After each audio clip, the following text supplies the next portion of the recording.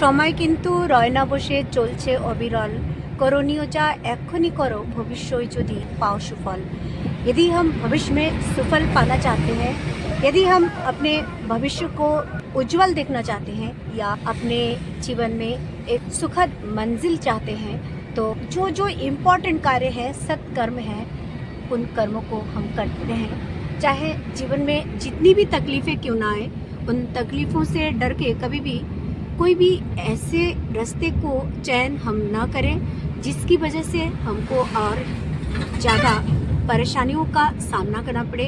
अपने जीवन को और ज़्यादा हम अपने कर्मों की वजह से क्षति पहुंचाएं। इसीलिए सत्कर्मों की डोर को पकड़े हुए अपने जीवन के कर्मों को करते रहना चाहिए।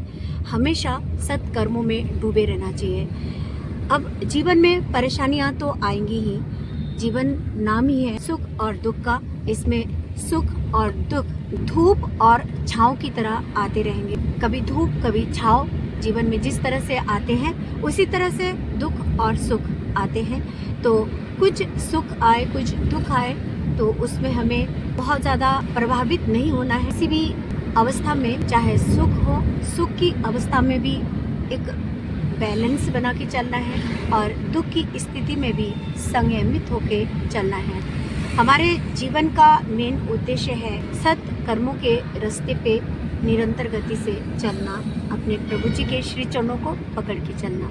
हमारे पास भविष्य में कौन से दिन होंगे हमें पता नहीं होगा, हम किन परिस्थितियों में होंगे हमें पता नहीं होगा। तो आज जो दिन है हमारे पास, ये सबसे सुंदर दिन। इस दिन को हम अनुभव कर पा रहे हैं कि हम सत्कर्म कर और सत्कर्मों में डूबे रह सकते हैं, अपने परमेश्वर को शरण कर सकते हैं।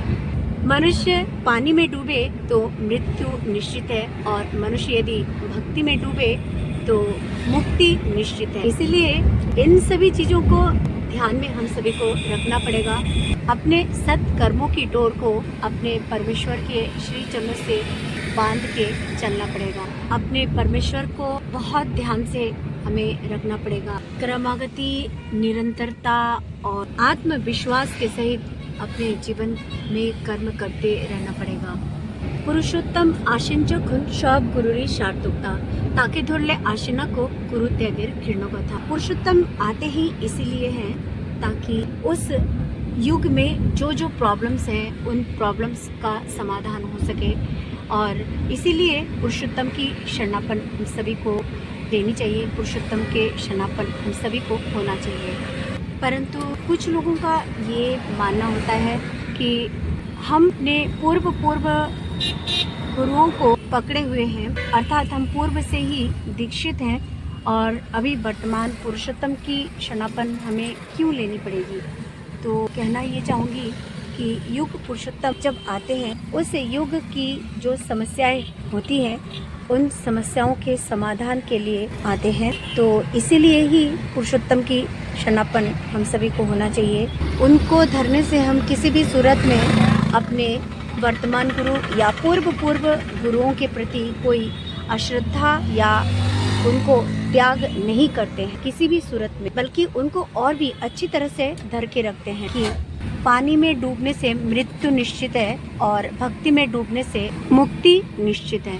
इसीलिए दुख, दारिद्र्य, रोग, शोक, कष्ट, लालच रूपी पानी में हम ना डूबें, बल्कि भगवान के श्री चरणों की डोर को हम पकड़े रखें और उनकी भक्ति में ही हम डूबें, तो हमारी मुक्ति निश्चित होगी। इसमें कोई दो राय नहीं।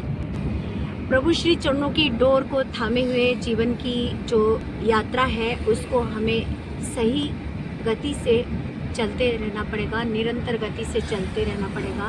तब हम अपनी मंजिल को ज़रूर पाएंगे, अपने मंजिल तक ज़रूर पहुंचेंगे। ये विश्वास, ये निर्भरता हमारे मन में होनी चाहिए।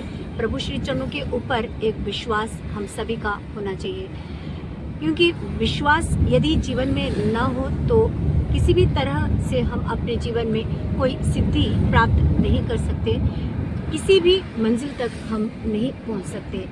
विश्वास ही परमपिता तक पहुंचने का एक बहुत बड़ा माध्यम है, बहुत बड़ा जरिया है। हम सभी को ये शपथ लेनी चाहिए कि हम कभी भी अपने जीवन में काम, क्रोध, लोभ, मद, मोह, मत्सर रूपी आसक्ति रूपी पानी में नहीं उतरेंगे और ना ही कभी डूबेंगे, और इसके विपरीत केवल और केवल भगवान की भक्ति में डूबेंगे और अपने जीवन को मुक्त करेंगे। बस यही कहना चाहूँगी कि रास्तों पे चलते चलते थक ना जाएं। ठाकुर जी की बात है, दौड़ के जाओ किंतु हाफ ना जाना, और ठोकर खाकर जिससे गिर ना पड़े नज़र रखो। हम सभी को अपने कर्मों के ऊपर नज़र रखनी पड़ेगी और हमको दौड़ के प्रभु जी के श्री चरण तक पहुंचना है, ये ध्यान हमको रखना पड़ेगा। भारत की अवनति तभी से आरंभ हुई जब से भारतवासियों के लिए अमूर्त भगवान असीम हो उठे।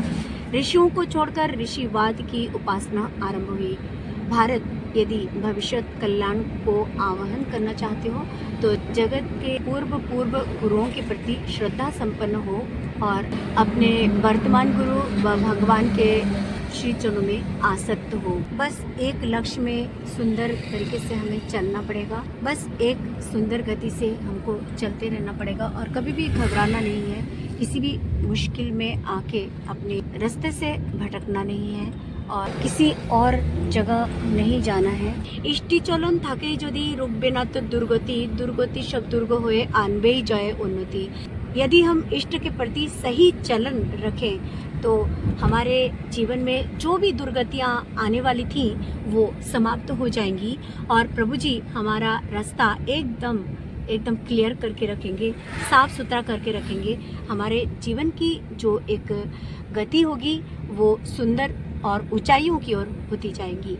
इसीलिए प्रभु श्री चरणों की डोर को हम सभी थामे रखें और अपने जीवन की जितनी भी प्रॉब्लम्स हैं उनको समाप्त कर दें और अपने जीवन के समस्त दुर्गतियों को नाश करके एक सुंदर मंजिल को हम प्राप्त कर लें। तो प्रभु श्री चरणों की भक्ति हम सभी मिलके करें, ये प्रभु श्री चरणों में मैं प्रार्थना करती हूँ और आप सभी के लिए बहुत सारी शुभ मंगल कामनाएं करती हूँ।